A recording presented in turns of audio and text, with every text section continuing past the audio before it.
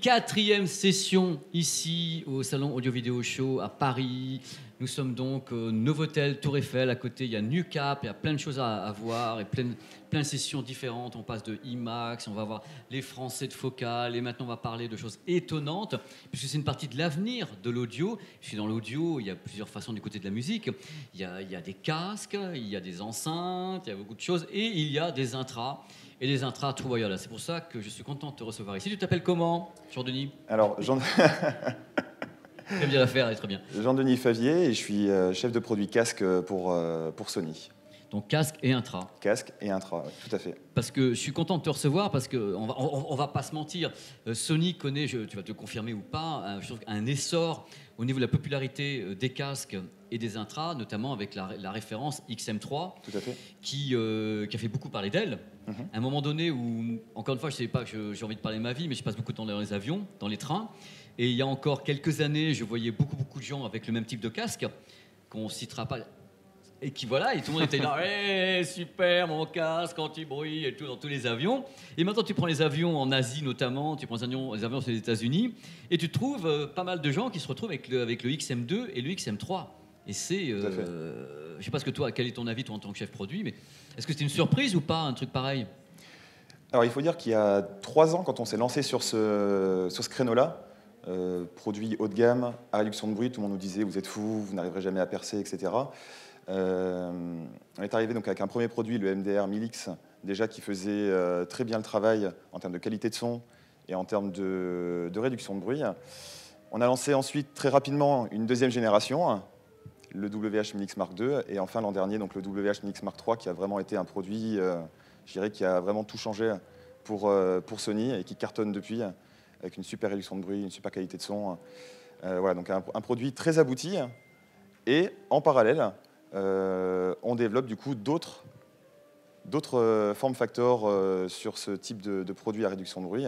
Et donc notamment, on surfe sur l'essor du True Wireless, en sachant que le produit qu'on présente en ce moment, le WF 1000X Mark III, n'est pas le premier. Hein. On a déjà eu une première génération. Oui, je l'ai connu, mais qui était, alors, je te coupe la parole, mais qui était au niveau de la batterie, il y avait un petit... Tout à fait, tout à fait. Comment dire? Un petit essoufflement rapide. Voilà, on va le faire comme ça, et il fallait corriger ça particulièrement. Je pense que cette première génération nous a servi vraiment de test. Tu vas pas dire oui, bien sûr. J'avais de test et tout. Vas-y, oui, exprime-toi. On a été les premiers à lancer un True Wireless, donc des oreillettes 100% sans fil, avec une vraie qualité de son et de la réduction de bruit. C'était une première génération, avec ses qualités, ses défauts. Et je dirais, cette première génération, plus le travail qu'on a fait sur le casque Arceau ces dernières années, nous amène aujourd'hui, avec la troisième génération, à un produit qui est très abouti, à la fois en termes de qualité de son et en termes de réduction de bruit, parce qu'il reprend ce qui a fait le succès, et ce qui fait le succès du WH 1000X Mark III, donc le casque Arceau, et donc avec une réduction de bruit qui fait le travail. C'est fou parce que vous surfez à fond sur le vaisseau amiral, le XM3, parce que vous gardez la référence XM3 derrière. Et moi, je vais vous dire un truc, parce que j'ai testé le produit, comme tu le sais. Moi, j'ai fait les vidéos dessus. Et je ne sais pas comment vous êtes débrouillé. Vous êtes parvenu à avoir presque la même signature sonore entre les deux. On reconnaît un peu du casque dans les intras. Tu dis, mais c'est le même type de son, c'est le même truc. Vous avez vraiment fait une version True Wireless. On rappelle, le True Wireless sont des intras sans aucun fil. Il faut que tu rappelles également, pour que les gens sachent, le Bluetooth ne traverse pas la tête. Oui. Oui, parce que, suivez-moi, on a toujours peur de ça. Tu peux expliquer les choses? Alors, au contraire des premières générations ou de ce qui se fait de manière générale sur le marché, la connexion Bluetooth se fait que d'un côté. Donc, ce qui fait que j'ai une oreillette qui va à la fois remplir une mission de réception du signal et d'émission vers la seconde oreillette. Donc, je vais avoir un bridge au niveau de la tête, avec du coup plusieurs inconvénients. Les interférences liées au passage du signal au niveau de la tête, plus des problèmes de latence, le temps que le signal arrive jusqu'à l'oreillette gauche ou droite. Et la crainte que ça peut procurer, parce que les gens se disent ça traverse la tête, même si le Bluetooth est tellement infime que ça va à 5 mètres et ça s'écroule, ça suffit, et c'est normal que les gens se soient questionnés. Oui, tout à fait, tout à fait. Et donc forcément avec des problèmes donc, de connexion. Souvent, on lit dans les commentaires ou les retours des gens, je perds l'oreillette gauche ou l'oreillette droite, est-ce que c'est un problème de batterie, est-ce que c'est un problème de connexion. Et avec donc, cette troisième génération, on a réglé le problème en mettant un double Bluetooth, à la fois à gauche et à droite. Donc, ce qui fait que je n'ai plus de problème de transmission de signal au niveau Et de la tête, latence. c'est direct, et la latence est réduite de quasiment 75% Voilà. par rapport aux autres produits qui existent sur le marché. Donc un vrai régal après quand je regarde des vidéos sur mon téléphone, sur ma tablette. Il n'y a pas de latence labiale ou autre, un truc comme ça. Mm. Et l'idée, c'est d'avoir justement libéré de ce côté maître et esclave qui Oui. était, qui, à mon avis, est encore utilisé sur des oreillettes à pas cher. C'est-à-dire des trucs qu'on peut trouver sur Internet. Je ne donne pas de marque parce que je ne les connais pas. Mais je pense que des produits qui valent 10, 15 euros, comme ça, qui sont vendus, ont peut-être encore justement un maître, un esclave, parce que techniquement, c'est un peu plus compliqué de faire de Bluetooth différents. Oui, puis ce sont des choix industriels. Après, Des choix industriels. c'est forcément beaucoup plus coûteux d'intégrer un Bluetooth à la fois à gauche et à droite dans des intras aussi petits. Alors toi, ton analyse en tant que chef produit chez Sony, cette analyse du boom, parce que c'est le but de ce petit plateau, du boom des True Wireless, était-il totalement prévisible? Est-ce que tu prévoyais toi également, ces deux questions en une, est-ce qu'on arrive à aller si rapidement vers des solutions techniques de captation de micro, de batterie, parce que c'était là le problème aussi, ces produits se déchargent à une vitesse. Tu t'attendais à ça? Est-ce que Sony voyait venir ce boom et c'est quelque chose qui était normal pour vous? Pas forcément, parce qu'à la base, c'est un segment qui a été créé, poussé par un concurrent américain très connu. Qui a 51% du marché, à peu près, ou 52%. Ouais. Mais c'est Apple, voilà. c'est les AirPods. Tout à fait. Voilà. C'est Apple donc, qui a complètement créé ce segment-là, ouais. avec un produit en particulier, donc les AirPods. Et forcément, on a décidé de surfer sur ce segment-là en apportant quelque chose de différent. Les intras déjà, parce que ce n'est pas des écouteurs, c'est des intras. Voilà, c'est vrai que là où Apple est plutôt sur un produit écouteur, on est sur des intras avec une vraie isolation passive, donc qui permet déjà de garantir une meilleure qualité de son et une meilleure isolation des bruits extérieurs. Ce qu'on appelle, c'est pas un open fit. L'open fit, c'est le système écouteur. Tu mets ta main ici, tu entends tout. L'intra, tu vas commencer à bloquer le son de façon passive, sans électronique déjà à bord. Tout à fait. Voilà. Donc, tu as l'isolation passive. Et ensuite, en plus, tu rajoutes. Voilà. Donc, à savoir que sur notre produit, on intègre à la fois à gauche et à droite un processeur hérité du casque Arceau. Donc, le QN1E, donc une version miniaturisée à la fois à gauche et à droite qui va permettre du coup de réduire de manière électronique les bruits environnants. Alors la question que moi je me pose, parce que je me fais le reflet des gens qui me contactent partout, est-ce qu'on arrive avec ce type de système, donc un True Wireless, à avoir une réduction de bruit aussi efficace qu'avec le XM3 et tous ces micros, ou encore il y a encore du chemin à faire? Alors honnêtement, on ne peut pas affirmer que la réduction de bruit sera aussi efficace que sur un casque Arceau, ne serait-ce déjà parce que l'isolation est complètement différente. Un casque Arceau, on est vraiment, notamment des modèles circumorales, ceux qui prennent là. Voilà, qui viennent englober l'oreille déjà, on assure une meilleure isolation passive des bruits environnants. Forcément, sur un modèle intra, l'enjeu est tout autre, étant donné qu'il faut déjà bien placer le produit dans le canal auditif. Bien faire les choses correctement. Tout à fait, pour déjà bloquer et empêcher les sons de pénétrer. D'accord. Alors, d'autres idées que j'ai envie de t'exposer, parce qu'on est là pour parler ensemble, de répondre aux questions. Mais juste, du coup, pour répondre à l'autre question, tu me disais, donc, la réduction de bruit. Effectivement, un des gros points noirs sur les premières générations de True Wireless, c'était l'autonomie. Chez nous également, on ne va pas non plus se voiler la face.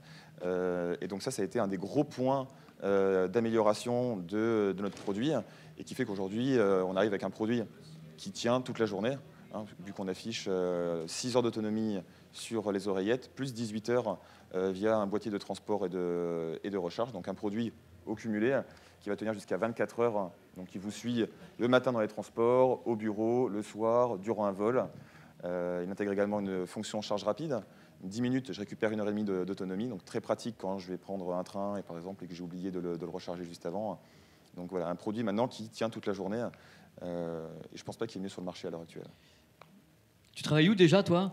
Non, mais attends, les mecs, ils n'auront pas mieux sur le marché. Tu passes chez Sony. Alors, justement, à propos de Sony, j'ai des tas de questions de gens ici, j'ai des questions sur YouTube, partout sur Internet. Tout le monde attend un XM4. Je vais te poser la question. Non, mais attends, le XM3 est là, tout le monde est là. Oui, alors le produit est cool, machin, truc. Laissons la chance au produit. La chance, enfin, un an, presque plus d'un an qu'il est là, puisqu'il a été lancé à Berlin l'année dernière. Est-ce qu'il y en a un qui est en préparation? Même si tu ne donnes pas de date, est-ce qu'il y en a un qui est en préparation, qui pourrait commencer à faire kiffer les gens? Ou est-ce que les gens se jettent sur le XM3 pour finir les stocks? Pas à moi. On a la chance d'avoir avec le Mi X Mark III, le WH, un produit qui cartonne, qui est ultra performant. Donc on va continuer à travailler avec ce produit. Oui, oh, Avec ce produit. Je vais te donner ta réponse. Oui, Jean-Denis. Donc oui, tu vas continuer parce qu'actuellement, il est compétitif. tout à fait. Même, produit est on compétitif. voit beaucoup de marques se lancer sur le marché avec un casque Arceau à Oui, réduction de bruit. tout à fait. Et on voit à l'heure actuelle qu'on a un produit qui continue à dominer le marché en termes de performance de réduction de bruit, donc pourquoi s'en priver? Mais bien évidemment qu'après, les ingénieurs à Tokyo continuent toujours de travailler sur Mais le, il faut comprendre les gens, comme il y sur avait un le, rythme sur le une fois par an, futur, sur le futur. ils avaient le Mark II, enfin le XM2 une fois par an, ils se sont dit le XM3. Là à Berlin, tout le monde m'a dit alors le XM4 est là. Et justement, je vais parler d'un truc puisque j'ai eu la chance d'être à New York cette semaine Oui. pour faire un reportage autour de ce que Sony va proposer dans les semaines à venir. Et on ne va pas proposer le XM4 parce que j'ai posé la question. Ça passait, j'avais des ingénieurs japonais qui étaient là. Je sais pas Oui, t'en comment- profites, t'en J'ai profites. pas pu m'empêcher. Je suis allé le premier qui passait. J'ai dit voilà. Alors PPG-san est allé voir. Ils m'ont dit oui, non, la même réponse que toi. Ils me dit on est très content de nos produits. Le truc où vraiment tout là. Et c'était bien. Alors je suis allé sur place parce que Sony va lancer une solution qui va cadrer avec tous les systèmes stéréo actuels. Que tu dois connaître, on en parle parce qu'on est là, on va en parler. Ça s'appelle l'audio 360, c'est réalité audio, c'est-à-dire qu'en effet, tu vas avoir un son en 3D audio en quelque sorte, binaural, à partir de fichiers qui ont été remasterisés avec ce type de système. Et pour l'utiliser, c'est tout simple. Je vais le parler aux gens parce que tu es au courant, toi tu es au courant. Pour utiliser ce type de son 360 réalité audio, il suffit d'avoir un smartphone. Sur le smartphone, d'avoir l'application donc iOS ou Android de Tidal ou de Teaser ou d'Amazon Music, et d'avoir donc la nouvelle version qui sortira dans 3 semaines intégrant le système Sony, un casque stéréo, et on peut avoir comme ça directement un son spatialisé sans acheter un seul truc de plus. Donc c'est l'idée de base de ce que va lancer Sony, je pense en 3 semaines, ils avaient dit à peu près. Et je pense que ça va faire un boom dans l'industrie parce que ça va être proposé avec des grands acteurs de cette industrie, donc Amazon, Tidal, Deezer. Et moi, j'ai rencontré sur place les gens de Warner, les gens d'Universal qui étaient là, Sony Music. Donc tout le monde était au taquet. Il y a 1000 titres qui sont lancés donc, prochainement. Sur les 1000, il y a 100 concerts, donc des lives. Pour moi, le truc le plus intéressant, c'est ça. L'intéressant, c'est le live qui vont être lancés avec ce système. Et j'ajoute un truc, c'est qu'ils auront même réussi à remasteriser grâce à des kits fournis par Sony au sujet de remastering, des albums de Marvin Gaye, Aretha Franklin, on reprend les bandes qui ont été enregistrées en plusieurs canaux et on dit voilà, il y a la stéréo de base et il y avait des instruments ici, on va les replacer, remixer et replacer les objets sonores dans un encodage qu'on va retrouver au travers de l'application qui intègre le système Sony. Tout à fait. Alors, plus qu'une solution, comme tu disais tout à l'heure, c'est presque une nouvelle expérience qu'on cherche à proposer, tout à fait. C'est vraiment quelque chose de nouveau dans cet univers-là. Jusqu'à présent, on était vraiment sur des écoutes stéréo, donc gauche, droite, la voix du chanteur vaguement centrale au niveau de la tête, mais peu d'innovation dans ce secteur-là. Donc le 360 Reality Audio est vraiment quelque chose de nouveau. Une vraie expérience. L'idée, Jean-Denis, c'est qu'on se dit c'est une belle appellation, qui est une appellation qu'il faut que les gens se mettre dans la tête, mais on n'est pas en train de découvrir le son en 360 degrés ni le binaural. C'est quelque chose qui existait déjà dans l'industrie, mais pas balancé comme ça sur des plateformes pareilles. Et là, c'est du streaming. C'est la première fois qu'en streaming, on le balance. La grosse nouveauté va être vraiment je dirais l'expansion, la distribution en fait de ce format-là qui va être poussé par tous les acteurs du marché. Donc évidemment Sony est à l'initiative, mais on n'est pas seul du coup, comme tu disais, donc via les labels Sony Music, Warner, Universal, pour ne pas les citer. Voilà. Pour surtout les citer d'ailleurs. C'est ça qui est d'importance, les citer. Donc tout le monde va vraiment jouer le jeu sur cette expérience-là. Le format va être disponible via les plateformes de streaming. Il n'y a pas d'achat de matériel complémentaire. L'idée, c'est que les gens ont un casque stéréo, des intrastéréo, des écouteurs stéréo, ça fonctionne. Tout à fait. Les gens qui ont déjà acheté, par exemple, un WH-Mix Mark III ou même un WH-Mix Mark II pourront bénéficier de ce son à 360 Reality Audio. L'application Sony Headphones. Alors, l'application Sony Headphones va vous permettre de personnaliser et d'optimiser l'expérience, donc vraiment d'aller plus loin, notamment en utilisant l'appareil photo selfie de votre smartphone, pour prendre en photo l'oreille gauche et l'oreille droite, on scanne. Je n'ai rien dit. Et on optimise. Parce que ça, j'avoue franchement, j'ai parlé avec les ingénieurs également sur place, je leur ai dit que je ne croyais pas au truc. C'est-à-dire que je ne peux pas croire qu'en prenant une photo de ton oreille sans aller faire un test du conduit auditif, on peut adapter une audition. Et les gars m'ont dit, oui, adapter l'audition, c'est plus compliqué et tout. Ils m'ont dit ni oui ni non, Jean-Denis. Ils m'ont dit, il y a des marques qui, en haut de gamme, t'envoient des signaux audio, donc conduit auditif, et attendent le retour du conduit auditif pour savoir à peu près quelle est la forme de la cavité ou ce qui peut revenir. Là, si tu photographies une enceinte, ton oreille. Donc moi, je veux bien croire tous les discours commerciaux du monde. On est là, je testerai une fois plus que ce que je l'ai fait à l'IFA de Berlin. Je continue d'être très très sceptique sur le fait de la réalité de ça. Mais je sais que Sony veut le mettre en avant. Bah, déjà, de base, on a tous des oreilles complètement différentes. Oui, Donc, on n'a pas la même chose comme ça et comme ça, je sais bien. Ouais. Mais là, faire une photo en plus de face comme ça, tu sais pas si l'oreille est vraiment décollée ou pas, une forme de pavillon. Il faut être réaliste, se dire tu n'es pas en train de faire un test du conduit auditif, tu fais un test de la forme de l'oreille. Et c'est peut-être un peu plus compliqué. Je pense que le casque ne va pas s'adapter tellement. Et on va prendre des questions du public parce que peut-être que des gens ont des trucs à dire. Jean-Denis, tu as des questions, il faut que tu prennes ton petit micro. Tu t'appelles comment ? Alors, je m'appelle William. Salut William. Salut William. Salut. Bonjour. Salut bébé. Alors, j'avais une question. Donc, vous parliez du Mili XM4. Oui. Oui, qui ne va pas sortir. Qui pour le moment l'instant. n'existe pas. Mais- C'est le produit Ghostbuster. Ouais, voilà, hein, c'est ça. Et en fait, je me dis, pourquoi ne pas faire un Mili XM4, mais du coup, vous prendriez une longueur d'avance face à le concurrent américain dont je ne veux pas prononcer Mais non, le mais nom. c'est Bose. On est au Voilà, salon Bose. ici. Bose. Et donc, du coup, si Sony prend une longueur d'avance face à Bose, derrière, vous allez avoir forcément plus de ventes. Et la prendre comment, ça, le gars d'avance? C'est le XM4, il faudrait qu'il propose quelque chose. Non, mais si le XM3 est bon, qu'est-ce que va proposer le XM4? Il faut prendre le temps de le faire. Quelque chose de mieux. On a pu, pour répondre à ta question, on a pu, par le passé, nous reprocher d'aller trop vite, de lancer trop rapidement le Mi X Mark III, un an seulement après le Mi X Mark II. Tu fais insulter, ils n'ont pas peur des mots. Voilà. Il y a des gens qui te disent mais c'est pas possible, j'ai acheté le XM2 et vous Tout à lancez le Mark III. Donc on a lancé le Mi X Mark III il y a de cela un an. Et on a un produit aujourd'hui qui, malgré les nouveaux intervenants, les nouveaux produits qui peuvent arriver sur le marché, continue d'être au top en termes de réduction de bruit. Donc la longueur d'avance, je dirais, on l'a encore aujourd'hui avec un Mi X Mark III. Et il viendra le temps peut-être d'un Mi X Mark IV. Tu t'attendais à quelle réponse? C'est évident. Comme le produit n'existe pas, pour moi, le XM4, prendre une longueur d'avance, il faut. Moi, je me mets à la place du journaliste. Moi, ça m'intéresserait pas de tester un produit, le XM4, qui m'apporte rien par rapport au 3. Si Sony me dit que le XM4 va prendre 1 an et demi parce qu'il sera vraiment différent du 3, je suis prêt à attendre. Le XM4, si c'est la même chose, je vais lui bastonner la gueule. Je veux dire, ça m'intéresse pas votre truc, vous l'avez déjà fait. Donc c'est pour ça, je pense qu'il va te bouffer l'oreille, l'autre carrément. C'est pas qu'il va le photographier, il va te il va partir avec. Tiens, je te teste. Non mais il faut attendre. Je pense que ça pour dans, je sais pas, à l'IFA de Berlin 2020. On y sera. Pas de réponse, c'est merveilleux. Mais non, mais tu y seras. C'est formidable. Il me connaît par cœur, il me connaît trop. Oui, bonjour monsieur. Bonjour. Vous appelez comment? Bonjour. Eric.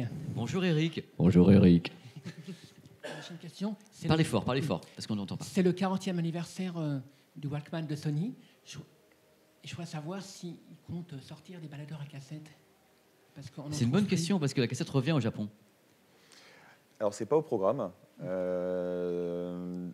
À l'heure actuelle, on se concentre essentiellement sur donc, notre gamme ARS existante et avec les nouveaux modèles qu'on a annoncés à l'IFA, donc avec des fichiers numériques, mais la cassette n'est pas au programme pour le moment. Voilà, il faut sortir celui que vous aviez. Il ne marche plus. Et ben voilà, mais il y a 40 ans en même temps. Vous aviez le premier? Non. Vous aviez les suivants? Vous avez le mini-disque aussi? Vous avez eu des mini-disques? Non. Qui a eu des mini-disques? Parce que le mini-disque, quand même, ça a été un truc. Oui, Olivier a eu le un- mini-disque. On en a eu vachement, c'était génial. J'ai un baladeur à CD, portable. Le Discman. Non. Ça s'appelle un disque. Discman. Enfin, c'est le concept du Discman de Sony, le batteur. Oui, Mais j'aime bien enregistrer la musique sur cassette et pas sur CD. d'accord. Donc j'ai une platine à cassette et mes je pourrais les dire. J'ai rien dit. Les gens se rigolent, mais j'ai absolument rien dit. Mais bravo, monsieur, si vous aimez ça, il n'y a pas de problème. Moi, personnellement, la cassette, j'ai jamais publié ça, hein, parce que la bande qui se détériore, qui s'use, il faut caler la tête devant pour avoir tous les aigus. Si vous bougez le truc, vous n'avez plus les aigus, vous restez les graves, ça se bousille. Moi, personnellement, j'aime pas. Mais bravo, si vous aimez ça, amusez-vous, par pitié, prenez du plaisir. Voilà. Mais en effet, j'étais sûr que c'était pas dans l'air du temps de relancer la cassette. Non, J'étais certain. à l'heure actuelle, on se concentre énormément sur le ARS, une vraie qualité de son via les Walkman. Mais je trouve ça fascinant depuis qu'on a annoncé l'édition limitée à l'IFA, l'intérêt pour un produit qui a 40 ans qui a 40 Mais ans, on c'est pourrait penser un iconique. petit peu à has-been, et au final... Non, mais c'est l'icône, c'est tout à l'idée de fait. se dire que même des jeunes de 20 ans ont entendu parler de ce produit-là, comme quand on parle de l'iPod pour une certaine génération, on dit ah bah, je ne l'ai pas entre guillemets tout à fait connu, mais l'iPod, je le sais qui c'est. Et ce produit, on sait, on le voit, on dit ah, le truc bleu, moi je connaissais le bleu, voilà, et comme ça, et il y a eu le jaune après, ou je sais pas quoi, anti-sport, enfin sport et trucs, mais moi c'est des produits iconiques. Il y a une autre question que vous vouliez poser avant que quelqu'un de Sony tout à fait compétent comme Jean-Denis soit ici et puisse... on peut parler en même temps de tas de choses autour de l'audio. Donc, est-ce que toi, tu penses, avec ton expérience de professionnel autour de Sony, que dans peu de temps, les intras seront tous wireless et que le fil advienne que pourra? Je pense que c'est le sens de l'histoire. Quand on regarde le marché à l'heure actuelle, on a une vraie mutation depuis quelques années vers le Bluetooth, vers le sans fil. Les gens ont vraiment envie de ne plus avoir de contraintes en termes de fil, d'avoir une vraie liberté de mouvement. Donc je pense que c'est le sens de l'histoire. Même si il existera toujours une demande pour des produits filaires. Je pense qu'il y a, qualité. Ici, on est au salon, je pense qu'il y a quand même deux écoles, même si les codecs progressent énormément et on arrive à avoir une vraie qualité de son, même en sans fil, et avoir des produits labellisés ARS, par exemple, comme le Minix Mark III, par exemple. Mais je pense qu'il y aura toujours une demande pour des produits filaires. Je suis d'accord avec toi. Ici, d'ailleurs, parmi vous, si demain matin on vous dit qu'il n'y a plus aucun intra ou aucun casque qui a un fil, est-ce que ceux qui seront contents de savoir qu'il n'y a plus de fil du tout, qu'il n'y en a plus aucun, que vous passez directement en wireless pour tous les systèmes, qui sera content? Voilà, maintenant, mais il en faut les jeunes, mais putain, mais c'est normal que vous pensiez ça, c'est tout à fait normal. Dans tous les cas, voilà, mais parce que voilà, c'est parce que le côté pratique, il y a une autre génération. Donc, en effet, il y aura toujours deux écoles à mon avis, ceux qui veulent garder le filaire parce qu'ils veulent un certain niveau, et ceux qui veulent être en wireless parce que les codecs évoluent également. Ils vont évoluer d'autant plus que si des Amazon Music HD se pointent, si Deezer hi-fi se pointe, quand Amazon HD va se pointer vraiment de façon massive, je pense que plusieurs intervenants se disent tiens, la musique ARS arrive par Amazon, il faut commencer à pousser derrière, quoi. Ça, c'est mon avis. Merci Jean-Denis. Merci. C'était un plaisir. C'était un plaisir de te voir à chaque fois. Merci à vous pour ce petit débat comme ça sympa sur les trous wireless qui sont une partie de l'avenir dans le monde de l'audio et de l'industrie. On se retrouve dans quelques instants pour une autre session. Je ne sais pas ce que c'est. Ils sont là, ça va être magnifique. Allez, à tout de suite. Ciao.